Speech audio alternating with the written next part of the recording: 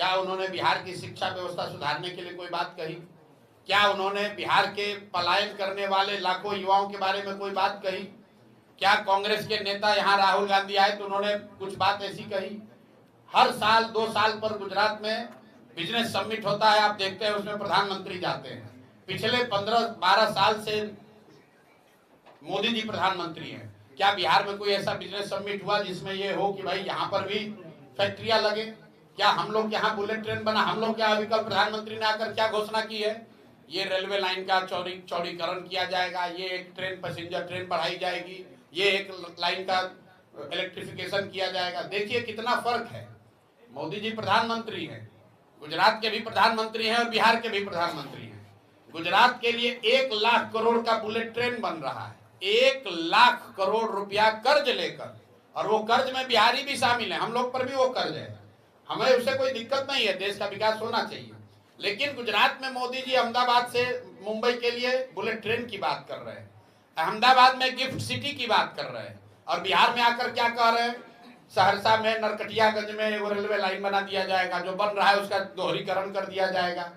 लोगों ने ये मान लिया है कि बिहार के लोगों की इतनी ही आशा अपेक्षा है कि हमको 5 किलो। लोग जो दिल्ली में सरकार होती है उसको पता है कि बिहार में जाकर हमको क्या बोलना है।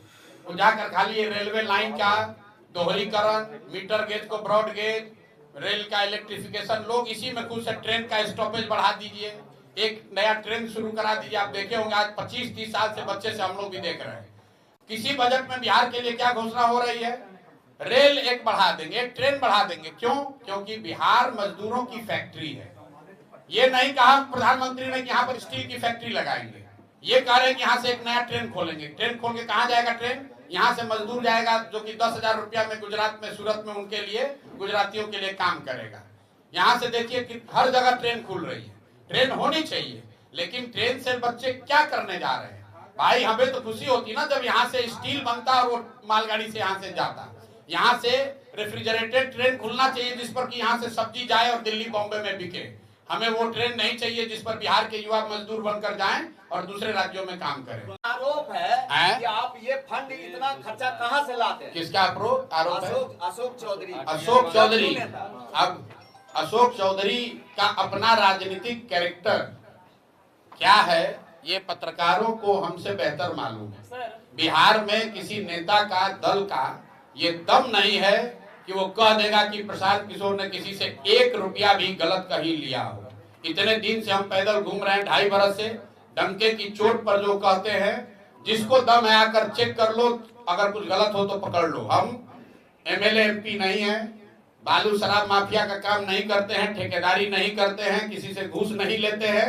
अपने बुद्धि, अपने परिश्रम से अर्जित किया हुआ धन बिहार को सुधारने के लिए खर्च कर रहे हैं, और किसी के तरह छुपाते भी नहीं है। जो संसाधन है वो बिहार के गरीब उन लोगों के लिए है जो पैसे के अभाव में राजनीति नहीं कर पाते हैं, जिनके पिताजी विधायक मंत्री नहीं है लेकिन उनमें क्षमता है। तो अगर बिहार के बच्चों में क्षमता है और पैसे के अभाव में अशोक चौधरी के पिताजी की तरह उनके पिताजी अगर विधायक नहीं है, अशोक चौधरी की तरह उनके पास पैसा नहीं है कि टिकट खरीद के अपने बेटी को MP बना दे, तो ऐसे लोगों के लिए जन सुराज खड़ा है, तो स्वाभाविक तौर पर कि इन लोगों को तो मिर्ची लगेगा ही लगेगा।